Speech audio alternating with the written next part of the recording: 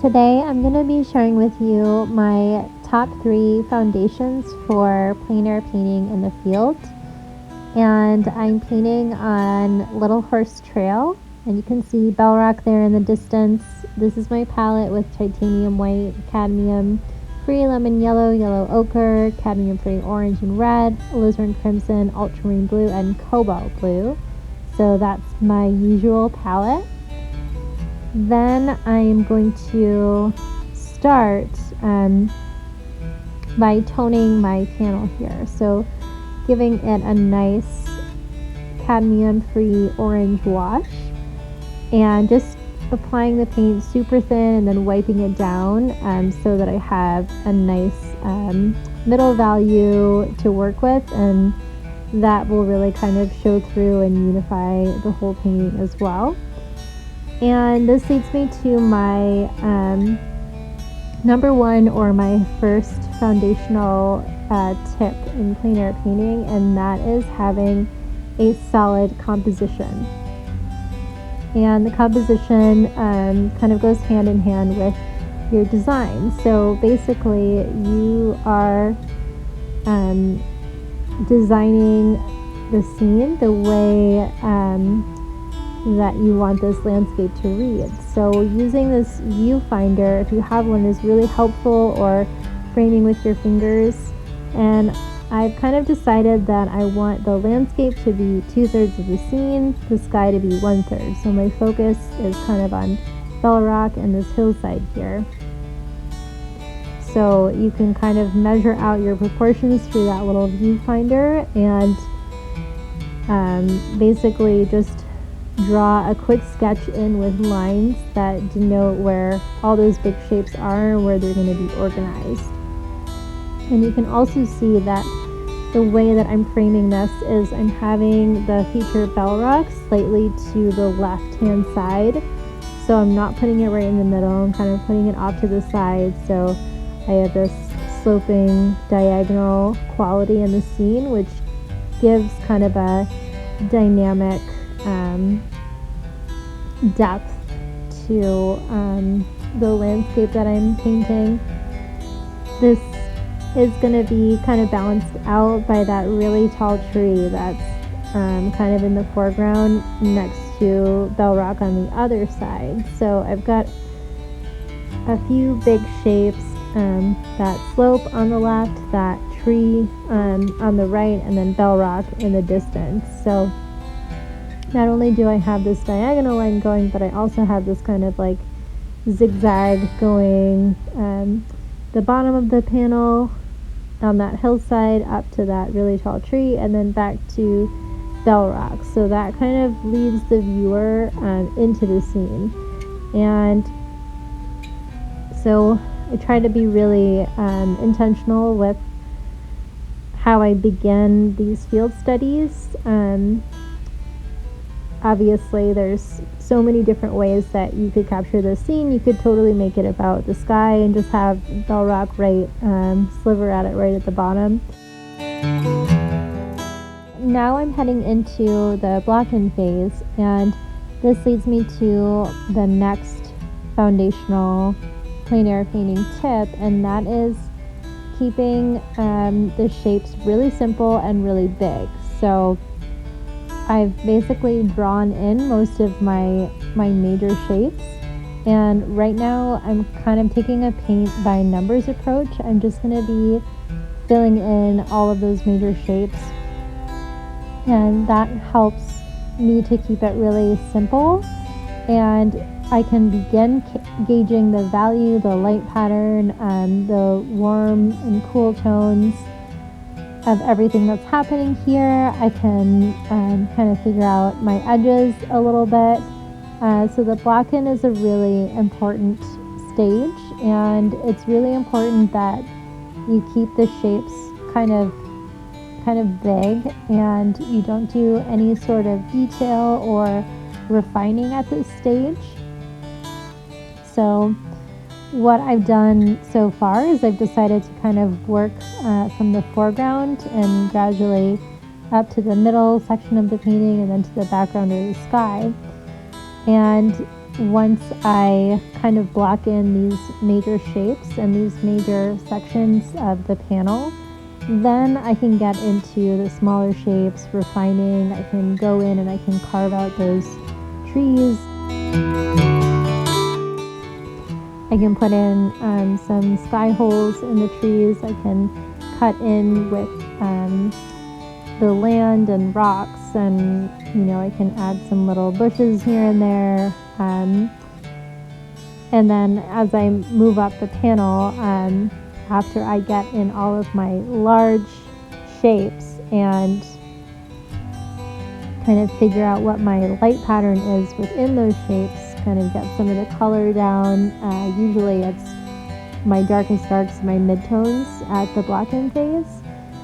And once that's all done, then I can, just keep refining from there, and then that'll be kind of all over painting. Right now I'm moving very intentionally from the bottom of the scene up to the top. And what this also does, it's like, I feel like you want to pick whether you start your block-in from the sky and move down, or from the landscape and move up. And why I say that is because a lot of times, the foreground has your darkest values and your highest concentration of color, whereas the background gets closer in value and has a bit more muted colors. So for me, it really, because color and value is all about what it's in relationship to. So if I start with one area, that helps me gauge how light or dark another area is going to be. And then sometimes maybe the light is rapidly changing in a part of the scene, so you just want to tackle that part of the scene and then move into everywhere around it, kind of like a move out from the center approach, which I do often as well. But here the light is pretty steady, and so I'm kind of just trying to capture that beautiful atmosphere that Bell Rock has, that moisture from the storm clouds in the distance. And I'm really loving that radical kind of atmosphere and that shift between kind of a warmer, hotter foreground to that coolness in the distance where the storm is coming in. So that kind of brings me to what my third plein air painting tip is. And I'm just continuing to fill in the bigger shapes. But what kind of goes hand in hand with the block-in and with, what a foundational piece of plein air painting or painting in general is the value. So we talk a lot about color. I talked in my last video when I gave my top tips for plein air painting about intuitive color mixing, and all of that is really important. Of course, painting is color, light, and shapes, but the value is also super important, because that's kind of what helps you to kind of give it that naturalistic feeling, especially when you have moments of color that are more or less surrounded by, I guess you could call them colorful grays or more muted tones.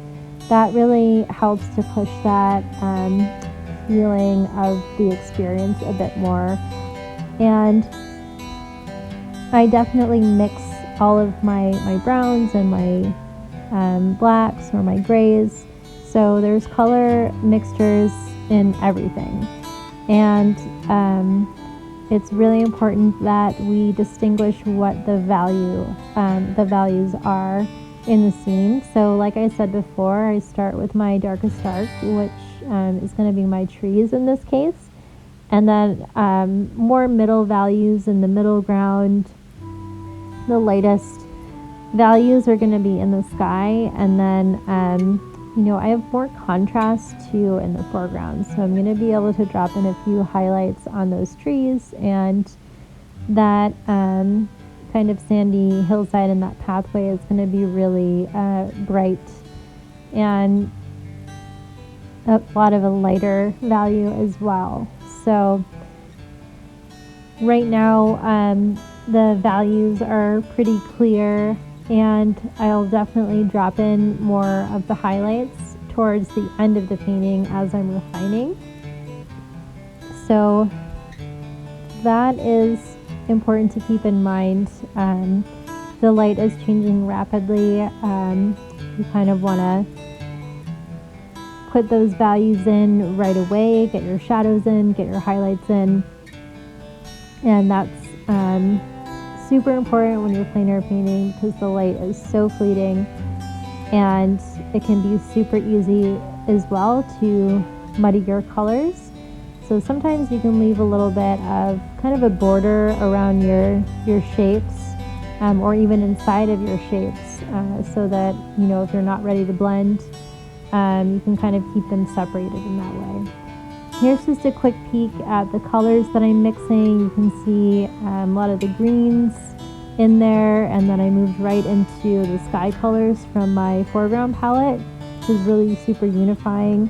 I've got my red rock colors as well, which is that ultramarine blue and some of that orange, a little bit of alizarin crimson, and then titanium white because I don't want it to be too dark. The cobalt blue and the titanium white is what I added to those tree mixtures to make the sky read a little bit more blue. And this is kind of just a rough look at my sketch here. This is just my block-in. I'm going to continue refining now, so kind of speeding up the process. This is where I can move in and create all those subtle value shifts. I can drop in those highlights. I can, you know, create some of that movement, that cloud movement in the sky, and really edit that foreground more. So yeah, those are my top 3 tips for you today. Here's a little bit of a close-up of some of that refining that happened. And you can see that the sky has continued to get more and more amazing. And yeah, hope you enjoyed this video. Give it a thumbs up and make sure to subscribe to my channel.